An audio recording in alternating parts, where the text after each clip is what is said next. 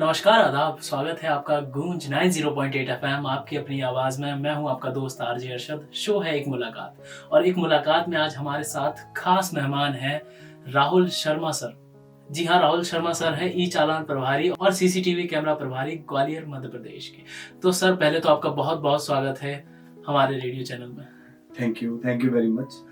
तो सर आज हम आपसे करेंगे बहुत सारी बातें। सबसे पहले मैं आपसे ये जानना चाहूँगा कि आपके सफ़र की शुरुआत कैसे हुई? आप सभी का बहुत-बहुत धन्यवाद। सबसे पहले मैं गूंज का बहुत-बहुत आभार व्यक्त करना चाहता हूँ कि आपने मुझे इस मंच पे बुलाया, जिससे कि मैं अपने बारे में और हम लोग हमारे प्रोजेक्ट के बारे में और हम शहर के लिए क्या कर रहे हैं उसके बारे में मैं लोगों को बता पाऊँ। सबसे पहले मैं बताना चाहूँगा कि मेरी जो शुरुआत है, मैंने बीटेक किया हुआ है एमपी सिटी कॉलेज से, इसी शहर से हूँ मैं। जी, तो सबसे पहले मेरी शुरुआत हुई थी, मैं एक्साइज डिपार्टमेंट के अंदर नेटवर्क इंजीनियर प्रोफाइल पे मैंने ज्वाइन किया था। वहाँ पर जो बेसिकली एक्साइज डिपार्टमेंट का जो ऑफिस था, यहाँ हेडक्वार्टर था। यहाँ से उनके जितने भी ऑफिसेस थे मध्य प्रदेश के, तो वहाँ से उनकी एप्लीकेशन होस्ट होती थी, वेबसाइट होस्ट होती थी और जितने भी जो वर्क होते थे यहाँ से हम लोग देखते थे, टेक्निकली देखते थे। उसके बाद मैंने एमबीए किया आईटी से। जी, फिर उसके बाद मैंने वहाँ पर मैप आईटी को ज्वाइन किया। Map IT basically Madhya Pradesh government का आईटी डिपार्टमेंट है। इसका हेड ऑफिस भोपाल में है। तो उसमें मैं उसकी एक परियोजना थी जिसका नाम था RCMS, revenue case management system. ये राजस्व विभाग की परियोजना थी और इसमें मैंने एज ए कंसल्टेंट सबसे पहले कमिश्नर ऑफिस मुरैना में ज्वाइन किया। जी, तो इस परियोजना में बेसिकली ये एक बहुत बड़ी और बहुत ही चेंजिंग, मतलब बोल सकते हैं कि एक बहुत बड़ा चेंज लाया इस परियोजना ने समाज के अंदर। पहले क्या होता था कि जो राजस्व प्रकरण थे, नामांतरण बंटवारे और सीमांकन वाले जो प्रकरण थे, वो प्रकरण जो है ना वो ऑफलाइन चलते थे, फाइलों में चलते थे। तो कई ऐसे प्रकरण थे जो 10-10, 12-12 साल, 15-15 साल तक पेंडिंग थे।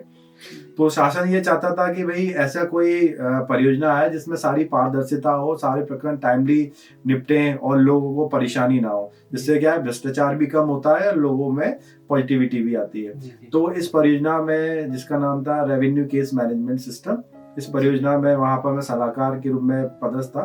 तो उसमें बहुत अच्छा काम किया शासन ने, सारे प्रकरणों को दर्ज कराया ऑनलाइन। तो आज आप देखेंगे कि आप जब भी आप कोई नामांतर बंटवारा या सीमांकन में आप करवाने जाते हैं तो आपको एक टाइम लाइन मिलती है, जैसे समय सीमा मिलती है। उस समय सीमा में राजस्व अधिकारियों को प्रकरण सॉल्व करने रहते हैं। तो इससे क्या हुआ कि ये एक जो बड़ा गैप था प्रकरणों को सॉल्व करने में, वो खत्म हो गया और आज लोग जो है वो आसानी से ये सारी चीज कर पाते हैं। जी, उसके बाद फिर मैंने ये स्मार्ट सिटी की एक परियोजना थी जिसको हम बोलते हैं ITMS, intelligent traffic management system. इस परियोजना को as a senior project manager के रूप में मैंने ज्वाइन किया। और मैं इससे पहले जबलपुर शहर को देखता था। जबलपुर शहर के अंदर ट्रैफिक व्यवस्था की जो परियोजना थी आईटीएमएस, उसको देखता था। उसके बाद फिर मेरा ग्वालियर ट्रांसफर हो गया। तो फिर मैं यहाँ पर ई चालान विभाग का प्रभारी भी हूँ, प्लस साथ में सीसीटीवी फुटेज जो अपराध होते हैं शहर में, उनका भी मैं प्रभारी हूँ। और यहाँ हम पूरे शहर की ट्रैफिक व्यवस्था को पुलिस डिपार्टमेंट के साथ मिलके मैनेज करते हैं। और उसके अलावा भी हम बहुत सारे काम कर रहे हैं जो शहर के लिए भी बहुत उपयोगी हैं। जी। सर इसी के साथ जानना चाहूँगा कि ई चालान के बारे में आपने बताया, तो उसकी प्रक्रिया, उसका जो प्रोसेस है वो कैसे कंप्लीट किया जाता है आप लोगों के थ्रू? बहुत ही अच्छा क्वेश्चन है। तो मैं इस पर लोगों को बताना चाहूँगा। देखिए क्या होता है, जो चालान बनाने की जो प्रक्रिया है उसमें 2-3 जो एक आईटी के जो इक्विपमेंट्स होते हैं उसके बारे में भी बता रहा हूँ। सबसे पहले क्या होता है, आपने देखा होगा जो हमारे ट्रैफिक के जो चौराहे तिराहे रहते हैं वहाँ पर कुछ कैमरे लगे होते हैं। तो हम लोग अभी यहाँ पर 3 प्रकार के चालान बना रहे हैं, जिसमें पहला चालान जो है वो लाल बत्ती उल्लंघन का है, जिसको आरएलवीडी चालान बोलते हैं। दूसरा चालान है हमारा नो हेलमेट का है, तो जो लोग हेलमेट नहीं पहनते उनके भी हम लोग चालान बनाते हैं। और जो तीसरा चालान है वो हमारा ओवर स्पीडिंग का है, जो लोग रैश ड्राइविंग करते हैं या ओवर स्पीड में ड्राइविंग करते हैं उनके लिए हम लोग चालान बनाते हैं।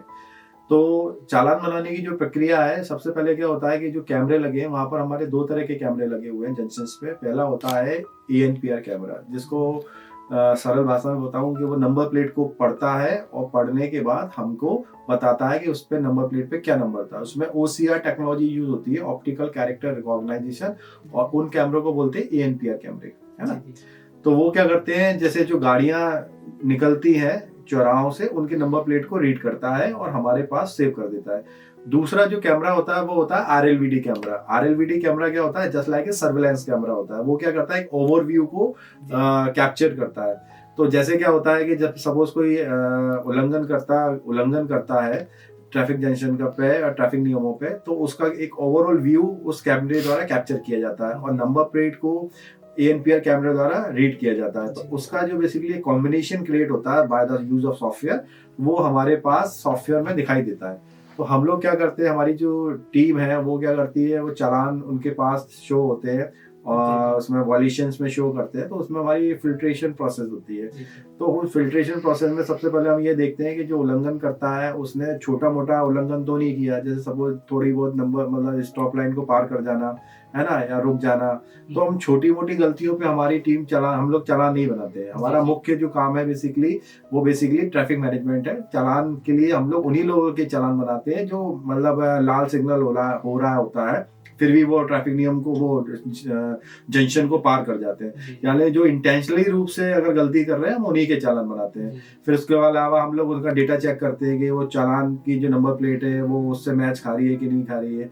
तो ये सारी जो चीजें हैं इसको हम लोग प्रोसेस को फॉलो करने के बाद हम लोग चालान बनाते हैं। तो ये जो प्रोसेस है वो हमारी टीम द्वारा फॉलो की जाती है। इसमें हमारे पास 35 लोगों का स्टाफ है जो मतलब शिफ्टों में वर्क करता है और इस प्रोसेस को हम लोग फॉलो करते हैं। सर इसी के साथ चालान की बात हो गई।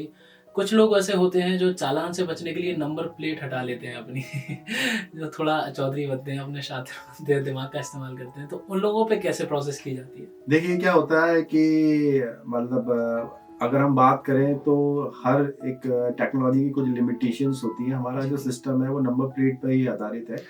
तो नंबर प्लेट के साथ जैसे मैं आपको बताना चाहूँगा कि कुछ समय पहले या अभी भी इस टाइप के केसेस आते हैं जिसमें क्या होता है, कुछ लोगों द्वारा नंबर प्लेट के साथ छेड़छाड़ की जाती है। तो वो क्या करते हैं कि जैसे सपोज 8 है तो उसको 9 कर देंगे, या जो भी है 2 है उसको 0 कर देते हैं। तो कभी कभी क्या होता है, गलत लोगों पे भी चालान चले जाते हैं। तो वो लोग हमारे पास आते हैं कि सर हमारी गाड़ी तो है ही नहीं, हमारा चालान है। तो हम लोग क्या करते हैं, अपना मतलब सिस्टम से उसको चेक करते हैं और ऐसे लोगों को हम पकड़ते हैं जो लोग उसके साथ नंबर प्लेट के साथ छेड़छाड़ कर रहे हैं। तो उनके खिलाफ हम लोग ट्रैफिक पुलिस में कंप्लेन करते हैं और ट्रैफिक पुलिस द्वारा उनके द्वारा कार्रवाई की जाती है। तो उसमें हमारा एक तो ये प्रोसेस है। दूसरा क्या होता है कि हमारे द्वारा बार बार हम लोग ट्रैफिक पुलिस को बोलते हैं या पुलिस डिपार्टमेंट को बोलते हैं, तो उनके द्वारा क्या है कि चेकिंग करके ऐसे वाहनों को चिन्हित किया जाता है और उनके ऊपर कार्रवाई की जाती है, चालानी कार्रवाई की जाती है। तो ये लगातार मुहिम ट्रैफिक पुलिस द्वारा चलाई जाती है, जिससे क्या है कि काफी सुधार भी आ रहा है और लोग ट्रैफिक मतलब नंबर प्लेट का मतलब छेड़छाड़ नहीं कर रहे हैं। तो भैया जो लोग सोचते हैं कि भैया नंबर प्लेट हटा ली हमने, अब चालान नहीं होगा, तो सतर्क रहिए, क्योंकि पुलिस की नजर आप पे हर तरफ से है। यदि आप कैमरों से बच गए तो ट्रैफिक पुलिस से नहीं बच पाएंगे। जैसा कि मैं कहता हूँ, आप सुरक्षित तो सब सुरक्षित। तो भैया देख संभल कर ही, खूब सोच समझ कर ही ड्राइव कीजिए और ट्रैफिक रूल कभी मत तोड़िए, क्योंकि ये आपकी सेफ्टी के लिए है, ना कि दूसरे की सेफ्टी के लिए। इसी के साथ सर एक और सवाल पूछना चाहूंगा। जैसे कुछ वाहन होते हैं जो बाहर से आए हुए होते हैं, इस सिटी में बाहर से आए हुए हैं और उसके बाद वो ट्रैफिक रूल तोड़ रहे हैं, तो क्या ई चालान उनके घर पे जाता है या फिर यहीं पे प्रोसेस होता है? बिल्कुल। जैसे मैं आपको बताना चाहूँगा कि जब ये प्रोजेक्ट स्टार्ट हुआ था 2021 में, ये प्रोजेक्ट स्टार्ट हुआ था, तो उस समय हमारा जो सॉफ्टवेयर था, हम लोग हमारा इंटरनल सॉफ्टवेयर यूज़ करते थे। तो उसमें क्या था कि जैसे बाहर की जो गाड़ियाँ आती थी तो हम लोग उनके चालान नहीं बनाते थे, क्योंकि क्या रहता था कि हमारे पास चालान भेजने वाला जो सिस्टम था वो नहीं था। तो बाहर की गाड़ियों के हम लोग चालान नहीं बनाते थे। लेकिन अभी क्या, हमारा सॉफ्टवेयर अपडेट हुआ है। अब हम लोग NIC का सॉफ्टवेयर यूज कर रहे हैं, नेशनल इंफॉर्मेटिक्स सेंटर। यानी हमारा जो सॉफ्टवेयर है वो पूरे ऑल ओवर इंडिया में एक ही है, मतलब सभी जगह है ना, ये जो चालान वाला सिस्टम है उसमें सभी जगह एक ही सॉफ्टवेयर यूज करते हैं। तो उसकी कुछ खासियत है। खासियत ये है कि एक तो क्या होता है कि जो बाहर की गाड़ियां हमारे शहर में आती हैं और ट्रैफिक नियमों का उल्लंघन करती हैं, तो हमको उनका डेटा मिल जाता है। तो एक और चीज जो इम्पोर्टेंट है, वो हम लोग चालान जो बनाते हैं तो वो हमारे पास डेटा आता कहाँ से, हमको कैसे पता चलता है कि ये गाड़ी किसके नाम पर रजिस्टर्ड है। तो हमारे पास जो पहले जो डेटा आता था, जो हम लोग नई गाड़ी खरीदते हैं तो हम लोग RTO में रजिस्टर्ड कराते हैं। तो RTO में जब रजिस्टर्ड कराते हैं तो वो डेटाबेस में वो डेटा सेव हो जाता है। तो पहले हम लोग RTO की API का यूज कर रहे थे, डेटाबेस का यूज कर रहे थे। अब हम लोग ऑल ओवर इंडिया का जो पोर्टल है, वहां जिसे हम लोग वाहन सारथी भी बोलते हैं, उसका API का हम यूज कर रहे हैं। तो पूरे जो ऑल ओवर इंडिया के अंदर जो गाड़ियां चलती है उनका डेटाबेस हमारे पास रहता है। अगर कोई गाड़ी बाहर से आती है और ट्रैफिक नियमों का उल्लंघन करती है तो वो डेटा हमारे हमारे पास आ जाता है और हम उनको चालान और SMS के थ्रू, मैसेज के थ्रू भेज देते हैं, जी जिससे उनको पता चल जाता है कि उनका चालान हो गया है। जी जी जी अच्छा, इसमें कुछ और भी चीजें हैं, जैसे कि अभी जो सॉफ्टवेयर चेंज हुआ है उसमें क्या होता था कि पहले जो चालान जब बनते थे, जैसे हम लोग 3 कैटेगरी के चालान बनाते थे, जैसे जी मैंने जी आपको बताया, जिसमें पहला था हमारा रेड लाइट वॉल्यूशन का, जिसकी 500 रुपये चालानी वैल्यू थी, और जी दूसरा था हेलमेट का, उसकी 300 रुपये थी, जी और ओवर स्पीडिंग का जो चालान की जो वैल्यू है वो 1000 रुपये की थी। जी जी लेकिन अब क्या सिस्टम हो गया है कि जब चालान जब बनता है तो पहले पेनल्टी नहीं लगती थी। जी अगर आप 1 साल बाद भी भर रहे हैं चालान, तो आपकी जो वैल्यू है उतनी ही वैल्यू आपको भरनी रहती थी। लेकिन नए सिस्टम के अंदर क्या होता है कि अगर आप 15 दिन तक अगर चालान नहीं भरते हैं, जैसे आपका आज चालान बना, जी तो आपके पास SMS चला जाता है सिस्टम से चालान का कि भाई आपने उल्लंघन किया है, आपका चालानी वैल्यू ये है, आपको जी। चालान भरना है। अगर आप नहीं भरते हैं तो 15 दिन बाद वो आपका वर्चुअल कोर्ट में चला जाता है। हम्म, तो वर्चुअल कोर्ट में जाने के बाद आपको एक 15 दिन का अवसर और मिलता है चालान भरने का। अगर आप जी, 15 दिन भी अगर आप नहीं भरते हैं, तो आपका जो चालान है वो ई कोर्ट उसमें कोर्ट में चला जाता है, जी जी CGM कोर्ट में चला जाता है। तो फिर वहां पर आपकी पेनल्टी लगना चालू हो जाती है पर डे के हिसाब से।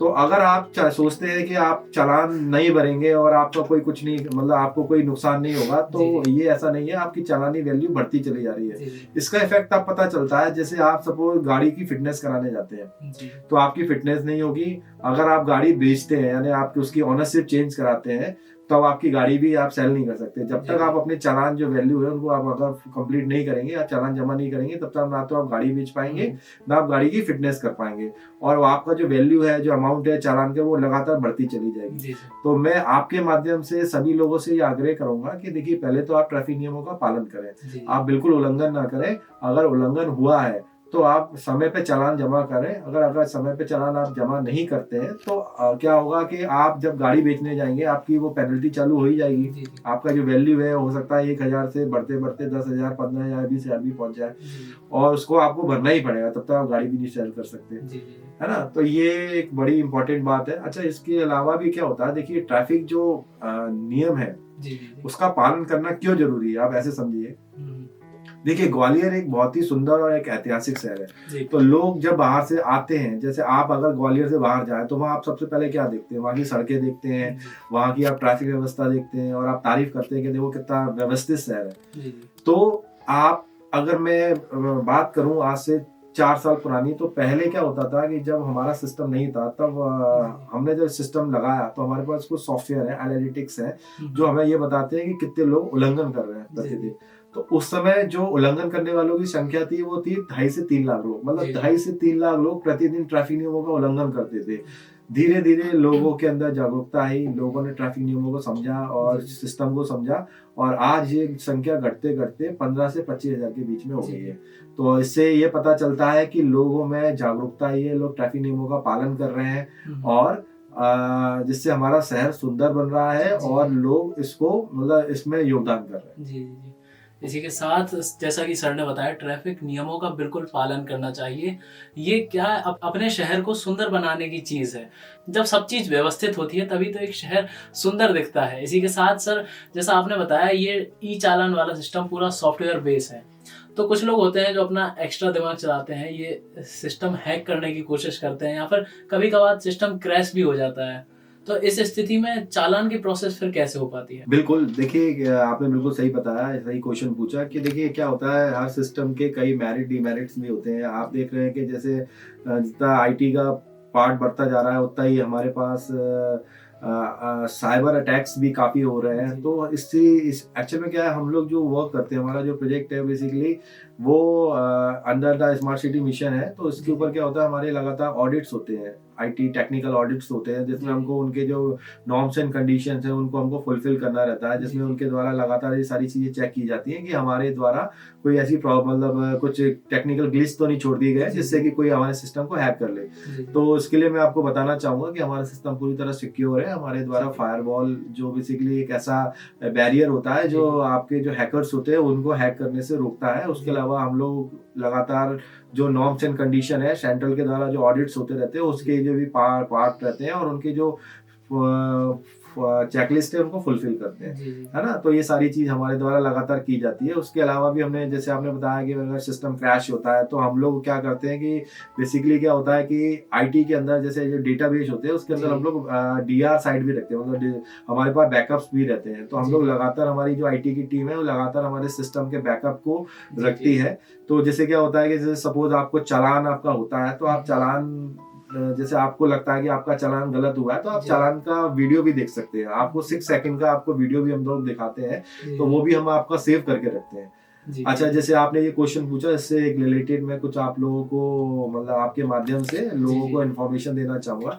देखिए, हमारा जो मुख्य कार्य है वो चालान ही बनाना ही नहीं है, हम लोग उसके अलावा भी बहुत सारी चीजें कर रहे हैं। जी जी जी तो हमारा जो सिस्टम है बहुत ही एडवांस सिस्टम है, जिसमें बहुत सारी फैसिलिटी है, वो जी आपके माध्यम से मैं लोगों तक पहुंचाना चाहूंगा। जी बिल्कुल सर। देखिए, पहला जो पार्ट है कि आज आप देखते हैं कि हमारा जो शहर है, आप देखते हैं शहर के अंदर बहुत सारे जैसे सपोज हर शहर में आपराधिक घटनाएं होती हैं, जैसे ओवर स्पीडिंग होती है, किसी का जी सामान छूट गया, कोई किसी को टक्कर मार के चला गया, जी या जी मान के चलिए कोई चोरी हो गई, या कोई मतलब कोई भी दुर्घटना हो गई। हाँ तो हाँ इन चीजों को पकड़ने के लिए हमारे पास पहले कोई ऐसा सिस्टम नहीं था जिससे कि हम लोगों तक पहुंच पाए। जी जी हमारे पास चूंकि अब हमारे जो कैमरे हैं बहुत ही एडवांस टेक्नोलॉजी के कैमरे हैं, जिसमें हम लोग नंबर प्लेट को रीड करके, और जो उल्लंघनकर्ता के साथ साथ में जो भी अपराधी घटना में भी लोग इन्वॉल्व रहते हैं उनको भी जी पकड़ जी लेते हैं। हाँ तो हाँ मुझे ये कहते हुए बड़ा गर्व हो रहा है कि हमने जब ये सिस्टम स्टार्ट किया था तो हमने लोगों की मदद करना चालू की। अरे तो वाह आज हम पुलिस डिपार्टमेंट के एक मजबूत साथी के रूप में खड़े हुए हैं। आज जो भी शहर में कोई भी अपराधी घटना होती है तो सबसे पहले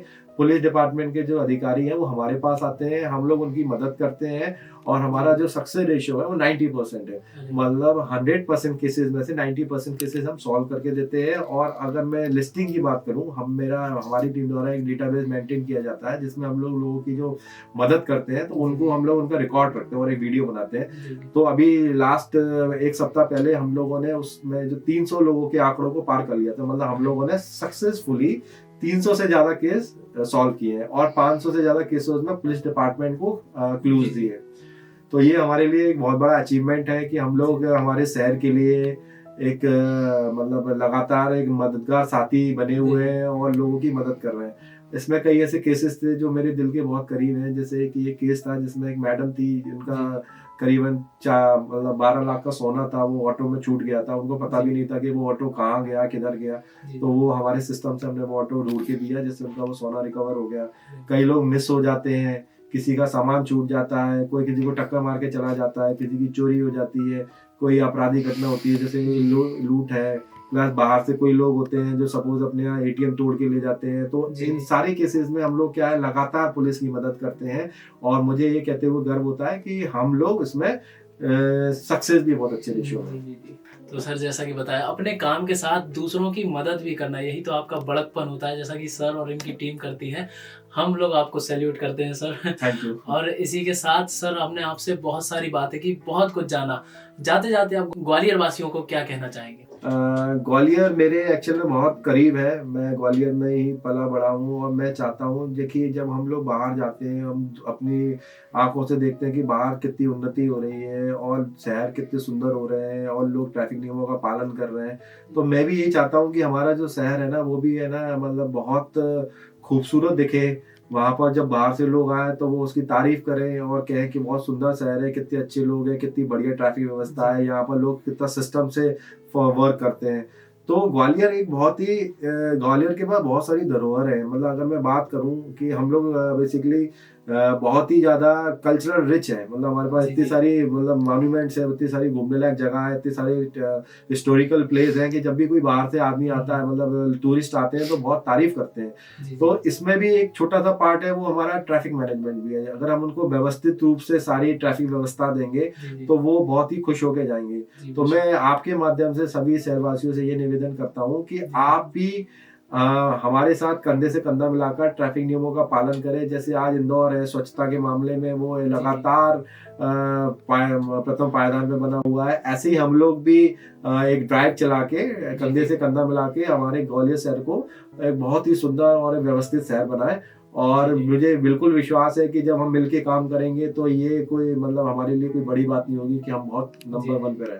जी, बिल्कुल छोटी छोटी बातें हैं, ट्रैफिक से जुड़ी हुई छोटी छोटी बातें हैं जिनको हमें ध्यान रखना है, अपना शहर सुंदर बनाना है। इसी के साथ एक मुलाकात में आज का सफ़र बस इतना ही। अगले हफ्ते फिर होगी एक मुलाकात में एक नए मेहमान के साथ आपसे मुलाकात। सुनते रहिए गूंज 90.8 FM, आपकी अपनी आवाज़। Thank you sir.